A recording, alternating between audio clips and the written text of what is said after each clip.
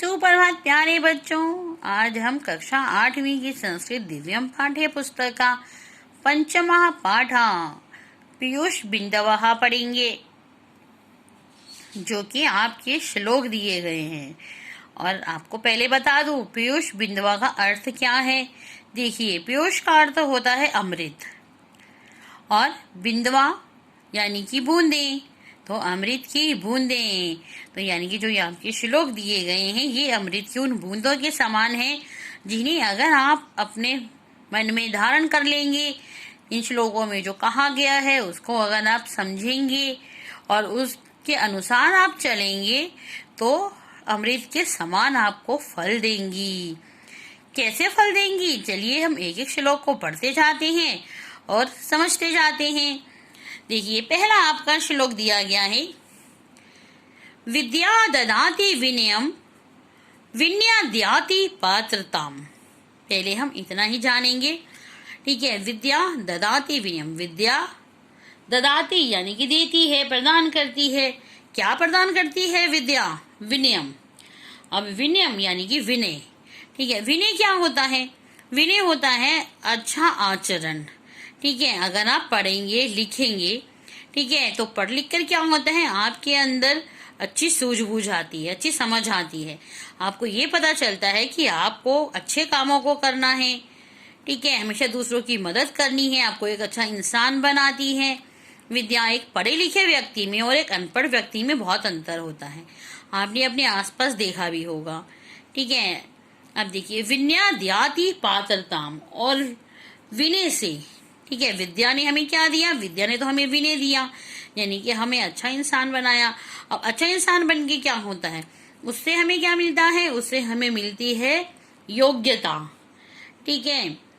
विनय हमें योग्यता प्रदान करती है। और विनय हमें योग्यता कैसे प्रदान करती है? देखिए, अगर हम अच्छे इंसान बनेंगे, हमारा व्यवहार अच्छा होगा, ठीक है, तो उससे हम जिससे भी मिलेंगे, जो भी जानेगा कि हमारा व्यवहार अच्छा है, तो वो हमें अपने अच्छे से अच्छे कार्यों के अनुसार हमें योग्य समझेगा कि हाँ, इस व्यक्ति का आचरण तो बहुत अच्छा है, तो क्यों ना हम इसे थोड़ा और मान सम्मान दें, या जैसे कि हम इसे अपने यहाँ का अध्यक्ष बना दें। धीरे धीरे आप अध्यक्ष बन जाएंगे, अध्यक्ष बन के क्या होगा, आप एक समाज सेवक बन जाएंगे। तो इस तरह से क्या हुआ, विनय से क्या मिला आपको? पात्रता, आपको योग्यता मिली कुछ और ऊंचा करने की और अच्छा करने की। अब क्या है आपका पात्रता धनमापनोति। देखो, यहाँ पे जो है शब्दों को मिलाकर लिखा गया है, ठीक है। तो क्या है, पात्रत्वात् धनम आपनोति। तो कैसे? पात्रता से आपको धन प्राप्त होता है। अब पात्रता से आपको धन कैसे प्राप्त होता है? देखिए, विद्या से आपको विनय मिली, ठीक है, आपका अच्छा आचरण बना। अब आपका अच्छा आचरण था तो आप क्या बने? आपको योग्यता प्राप्त हुई, यानी कि आप उससे और अच्छा कार्य कर सकते हैं, ठीक है। और आप क्या बन गए? उदाहरण के तौर पर बता रही हूँ आपको, ऐसा नहीं है कि आप हाँ वही बनेंगे, लेकिन मान लो एक व्यक्ति है, वो फर्स्ट आता है, एक बच्चा है, ठीक है, वो पढ़ता है लिखता है और वो प्रथम आता है, तो क्या होता है, उसका नाम होता है कि ये बच्चा फर्स्ट आया, उसको प्राइज भी मिलता है, ठीक है। और फिर उसको और भी कार्य दिए जाते हैं कि हाँ, ये बच्चा तो बहुत होशियार है, ठीक है। और अगर कोई बड़ा व्यक्ति है तो उसको उसके अनुसार योग्य समझ के उसको और अच्छे अच्छे कार्यों को दिया जाता है। तो उससे क्या होता है, उसको धन प्राप्त होता है। या हम ऐसा भी कह सकते हैं कि मानो आप पढ़ लिए लिख लिए, आपकी अच्छी पोजीशन आई, अच्छी रैंक आई, आपके अच्छे मार्क्स आए हैं, ठीक है, तो आपकी फर्स्ट रैंक है, तो उसके अनुसार आप क्या बनना चाहते हैं? आप डॉक्टर बनना चाहते हैं, ठीक है, वकील बनना चाहते हैं, जज बनना चाहते हैं। तो आप जो भी बनना चाहती हैं वो क्या है, वो आपकी पात्रता से, आपकी योग्यता से, कि आप उसके योग्य हैं, ठीक है। आप परीक्षा देते हैं, परीक्षा में पास होते हैं, तो आपको आपके मनचाहा जो है, आप जो भी बनना चाहते हैं आपको वो प्राप्त होता है, ठीक है। जो भी, चाहे आप डॉक्टर बनना चाहते हैं, चाहे आप जज बनना चाहते हैं, चाहे आप टीचर बनना चाहते हैं, तो वो आपकी योग्यता बताती है। अब क्या होता है, फिर उससे आपको धन प्राप्त होता है। अगर जो डॉक्टर है, डॉक्टर की कमाई कितनी होती है आपने देखा होगा, वकील कितना कमाते हैं, जज को कितना मिलता है, ठीक है। जो बड़ी बड़ी पोस्टों पे होते हैं, इंजीनियर होते हैं, ठीक है, तो उनको क्या से, विद्या से ही तो वो बनते हैं और फिर उससे उनको धन प्राप्त होता है।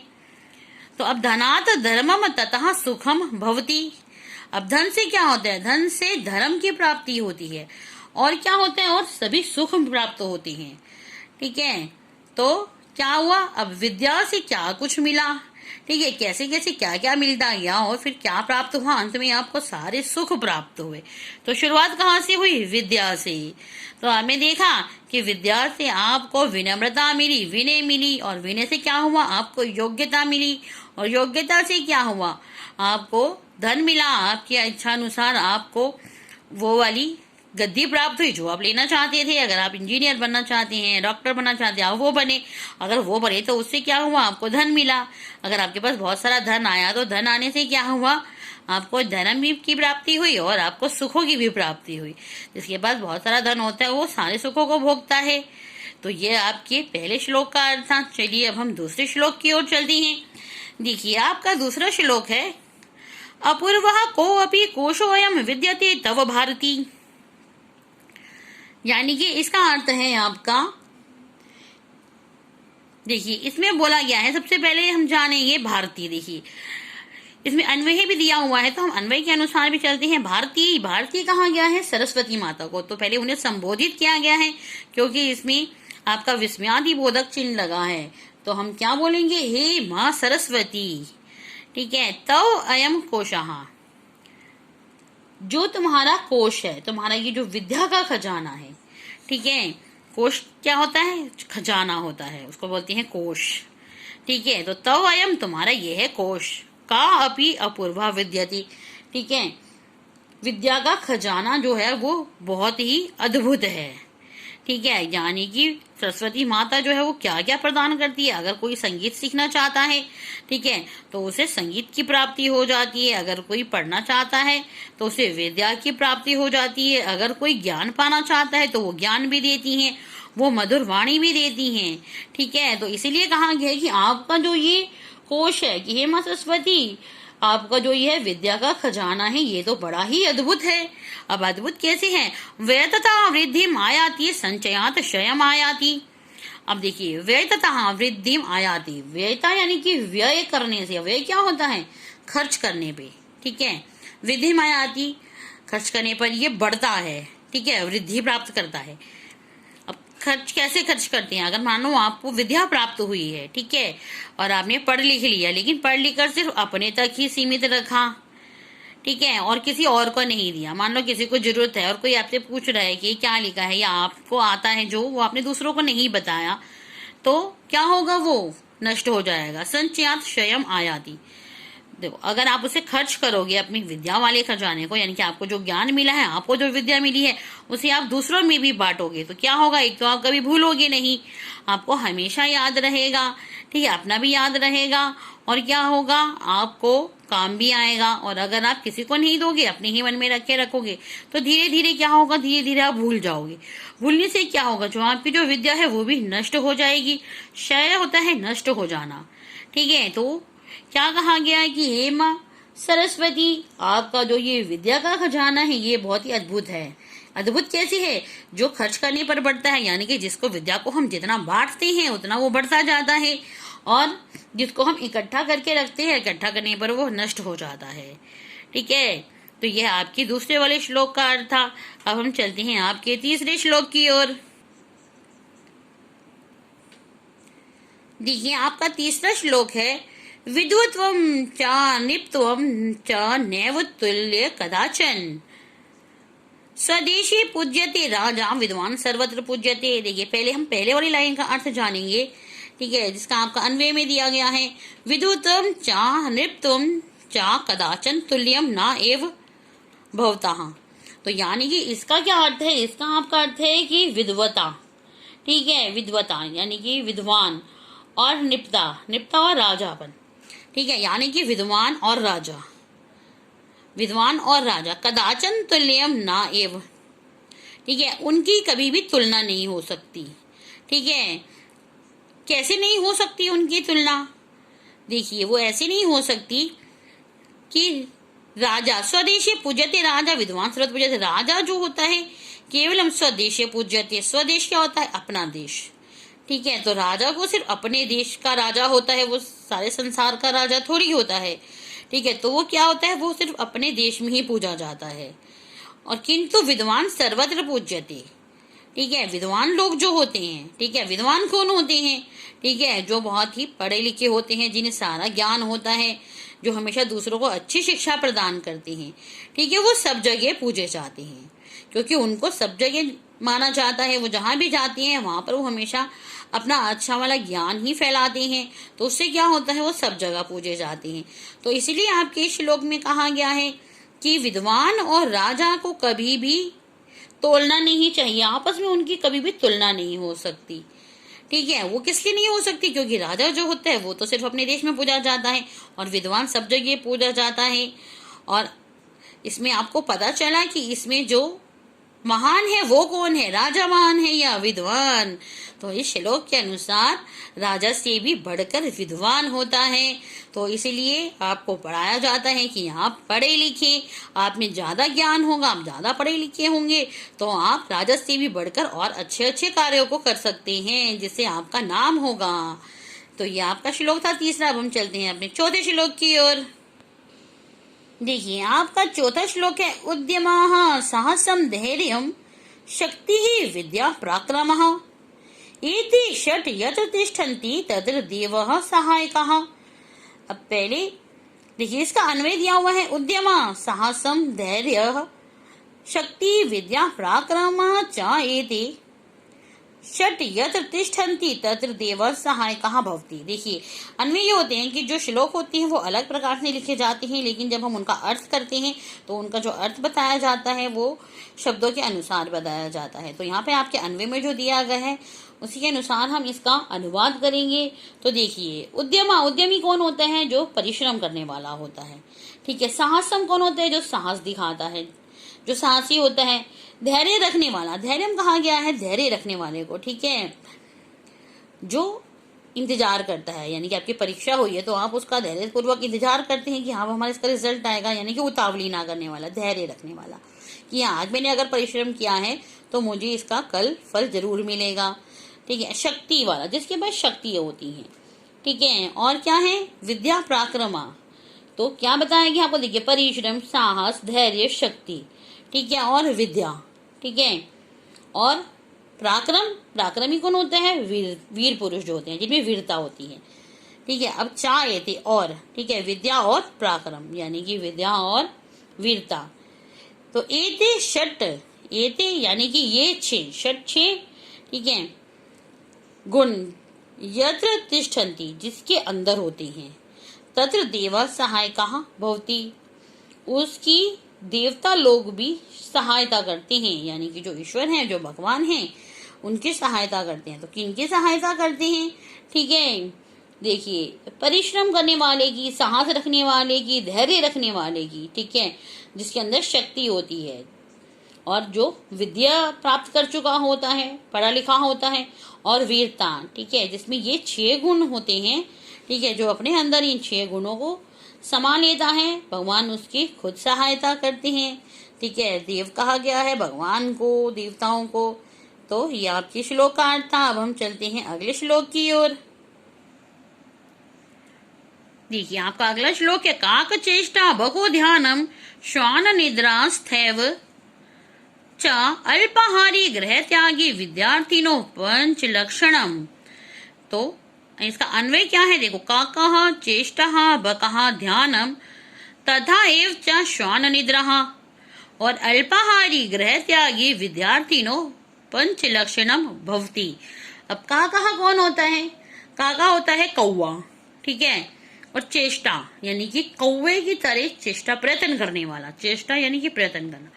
अब कौवा जो होता है, कौवा, जहां तक उसकी कहानी भी आपने सुनी होगी, प्यासे कौवे की कहानी, है ना। तो जब कौवे को प्यास लगती है तो वो क्या करता है, घड़े में पानी थोड़ा होता है तो वो क्या करते, एक एक पत्थर लेकर आता है अपनी चोंच में, उस घड़े में डालता जाता है, फिर एक पत्थर लाता है, फिर डालता है। तो इस तरह से कहा गया है कि उसकी जो चेष्टा होती है, उसका जो प्रयत्न था, ठीक है, कि अगर घड़े में पानी थोड़ा है तो भी मुझे चोंच से पानी लेना है। तो वो प्यासा था, इसलिए उसने बहुत प्रयत्न किया और आखिर वो घड़े का पानी ऊपर आ गया।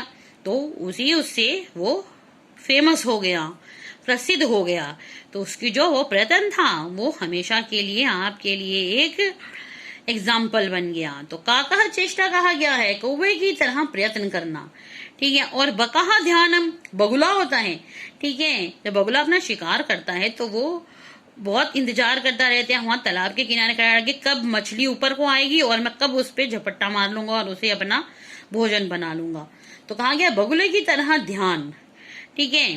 बगुला जो होता है चुपचाप शांति से बैठा रहता है, उस किसी को पता नहीं चलने देता वो मछलियों को कि वो उनका शिकार करने वाला है और एकदम से उनका शिकार कर लेता है। तो इसलिए उसे कहा गया है कि बगुले की तरह ध्यान। और क्या कहे, श्वान निद्रास्थेव चा तथा एव चा श्वान निद्रा। श्वान किसे कहा गया है, श्वान कहा जाता है संस्कृत में कुत्ते को। अब कुत्ते की निद्रा, ठीक है। आपको पता है कि कुत्ते की तरह नींद, कुत्ता रात भर भौं भौं करता रहता है। आपने ध्यान दिया होगा कि जब आप सोते हैं तो आपको आवाज सुनाई देती है कुत्तों के भौंकने की, ठीक है। या रात को कोई बाहर निकलता है तो क्या होता है, कुत्ते रात भर जागते रहते हैं। तो कुत्ते जो होते हैं वो हमेशा कम सोते हैं, ठीक है। तो क्या कहा गया है कि जो एक विद्यार्थी है जिसको शिक्षा प्राप्त करनी है उसे कम सोना चाहिए, ठीक है। और अल्पाहारी यानी कि कम भोजन करना, अल्प आहार करना, ठीक है। कम भोजन करने पे क्या होता है कि आप पढ़ सकते हैं, अगर आप जितना ज्यादा खाएंगे उतनी ज्यादा आपको नींद आएगी। तो इसलिए कहा गया है कि कम खाना चाहिए, कम भोजन करना चाहिए, ठीक है। कम भोजन करने पर नींद नहीं आती है, ठीक है, और पढ़ा जाता है। आपने देखा होगा कि जो आईएएस वगैरह की परीक्षा में पास होते हैं, ठीक है, वो क्या करते हैं, वो रात भर जाग कर पढ़ते हैं क्योंकि रात को शांति होती है। तो अगर वो खाएंगे पिएंगे तो उन्हें नींद आ जाएगी, बहुत गहरी नींद में वो सो जाएंगे। लेकिन अगर वो कम खाएंगे तो उन्हें हल्की हल्की भूख लगती रहेगी और वो जागते रहेंगे और वो रात भर पढ़ते रहेंगे। और ग्रह त्यागी, ठीक है, ग्रह का त्याग। आपने देखा होगा कि पहले के जमाने में जो है गुरुकुल में जाते थे बच्चे पढ़ने के लिए, ठीक है। तो गुरुकुल में क्यों जाते थे, क्योंकि घर में रहकर वो पढ़ाई नहीं कर सकते थे, ठीक है। तो उन्हें गुरुकुल में भेज दिया जाता था। जब उनकी विद्या समाप्त हो जाती थी तब वो पढ़कर वापस घर पर आते थे, तो वहां पर वो बहुत कुछ सीखते थे। तो इसलिए कहा गया है ग्रह त्यागी यानी कि घर का त्याग कर देना, ठीक है। और विद्यार्थिनो पंच लक्षणम भवती, तो विद्यार्थी के ये 5 लक्षण होते हैं, ठीक है। एक बार आपको दोबारा बता दूं क्योंकि आप विद्यार्थी हैं, आपको अच्छे से समझ में आना चाहिए कि जो विद्यार्थी होता है, ठीक है, उनमें ये 5 लक्षण होने चाहिए। 5 लक्षण कौन से बताए गए हैं, एक तो कौवे की तरह प्रयत्न करना, यानी कि अगर कुछ आपको पाना है तो आपको बार बार अभ्यास करना पड़ेगा। आपको अगर कक्षा में प्रथम आना है तो आपको बार बार याद करना होगा, बार बार लिखना होगा, तो ठीक है, आपको बार बार अभ्यास करना होगा। दूसरा क्या है, बकः ध्यानम, यानी कि आपको ध्यान लगाना होगा, यानी कि आप जो चीज को पढ़ रहे हैं, याद कर रहे हैं या आप सुन रहे हैं, समझ रहे हैं, उसको ध्यान से सुनना होगा। जैसे मैं आपको समझा रही हूँ तो इसको आपको ध्यान से सुनना होगा, जैसे जो बगुला ध्यान लगाता है। और क्या कहा गया है, ठीक है, कुत्ते की तरह नींद। कुत्ता आपने देखा है रात भर जागता रहता है, रात भर भों भों की आवाज आती है, ठीक है। और अगर घर में कोई शोर लुटेर आ जाए तब भी वो भों भों कर देता है और अपने मालिकों को जगा देता है। तो इसीलिए कुत्ते की तरह नींद यानी कि कम सोना, ठीक है। और कम खाना, अल्पाहारी खा गया, कम खाने वाले को, वो तो मैंने आपको अच्छे से एक्सप्लेन कर ही दिया था। और ग्रह त्यागी, घर छोड़ देने वाले को, ठीक है, यानी कि जो आश्रम में रहकर पढ़ते हैं और वहीं सब कुछ सीखते हैं और सीधा एक ही बार विद्या प्राप्त करने पर ही घर पे आते हैं। तो ऐसे लक्षण विद्यार्थी में 5 लक्षण ये होने चाहिए तो वो अच्छे से विद्या को प्राप्त कर सकता है। चलिए अब हम चलते हैं आपके लास्ट श्लोक की तरफ, ठीक है, अंतिम श्लोक की तरफ। तो इसमें क्या कहा गया है, रूप यौवन संपन्न विशाल कुल संभव विद्याहीन न शोभन्ते निर्गंधा इव किंशुकः। तो चलिए ये भी बहुत इंटरेस्टिंग श्लोक है। पहले हम अन्वय पढ़ते हैं, यानी कि इसमें बताया गया है रूप यौवन संपन्ना, ठीक है, और विशाल कुल संभव, ठीक है। अब इसका क्या अर्थ है, इसका अर्थ है रूप तथा यौवन से संपन्न, यानी कि मान लो आप बहुत सुंदर हो, जवान भी हो, ठीक है, और क्या हो, उच्च कुल में उत्पन्न हो। विशाल कुल संभव यानी कि ऊंचे कुल के हो, ठीक है, उसमें आपका जन्म हुआ है ऊंचे कुल में, आप बहुत सुंदर हैं, ठीक है। और क्या है, पर क्या है, आप विद्याहीना भवंती, लेकिन विद्या से विहीन है, यानी कि आपको विद्या नहीं आती, ठीक है, आप अनपढ़ हैं, गंवार हैं। तो ते निर्गंधा किंशुकः इतना शोभन्ते, तो क्या कहा गया है कि ऐसे व्यक्ति जो होते हैं किंशुक के सुगंध रहित फूल के समान होते हैं। किंशुक का फूल आपको पता है कौन सा होता है? किंशुक का फूल होता है जो पलाश का फूल होता है, ठीक है। पलाश का फूल में गुण तो बहुत होते हैं उसके, लेकिन उसमें खुशबू नहीं होती, ठीक है।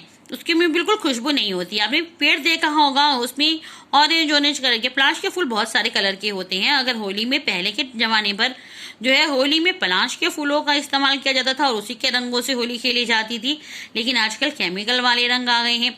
तो किंशुक का जो फूल कहा गया है वो पलाश के फूल को कहा गया है, उसमें बिल्कुल भी सुगंध नहीं होती, ठीक है। तो इसीलिए क्या कहा गया है कि जो बहुत सुंदर है, ठीक है, और जवान भी है, उसमें यौवन भी है, रूप भी है, सब कुछ है, उसके अंदर सारे गुण है, लेकिन और अच्छा कुल भी है, अच्छा खानदान भी है, लेकिन पर उसमें विद्या नहीं है, ठीक है। यानी कि वो पढ़ा लिखा नहीं है, वो अनपढ़ है, ठीक है। तो वो किसके समान है? वो उस किंशुक के फूल के समान है, उस पलाश के उस फूल के समान है जिसमें सुगंध नहीं होती, जिसमें खुशबू नहीं होती, ठीक है। फूलों की शोभा किससे होती है? फूलों की शोभा होती है उसकी खुशबू से, ठीक है। अगर फूल में खुशबू नहीं है तो वो फूल बेकार लगते हैं। जैसे गुलाब को सब पसंद करते हैं क्योंकि उसमें खुशबू होती है। तो किससे तुलना की गई है? उस फूल से जिसमें खुशबू नहीं होती और वो शोभा भी नहीं देता। तो यानी कि जो पढ़ा लिखा व्यक्ति है वही शोभा देता है, ठीक है। अनपढ़ व्यक्ति चाहे कितना ही सुंदर क्यों ना हो, कितने ही बड़े कुल का क्यों ना हो, लेकिन वो बिल्कुल भी शोभा नहीं देता। तो ये आपके श्लोक थे। आशा करती हूँ आपको ये श्लोक अच्छे से समझ में आए होंगे, और अगर नहीं आए हैं तो आप मुझे कमेंट कर सकते हैं। अगर आपको अच्छा लगा हो इसको समझना तो प्लीज़ लाइक कीजिएगा, कमेंट कीजिएगा और शेयर कीजिएगा। और जिन्होंने मेरे चैनल को अभी तक सब्सक्राइब नहीं किया है वो इसे सब्सक्राइब कीजिएगा। धन्यवाद। आपका आज का दिन मंगलमय हो।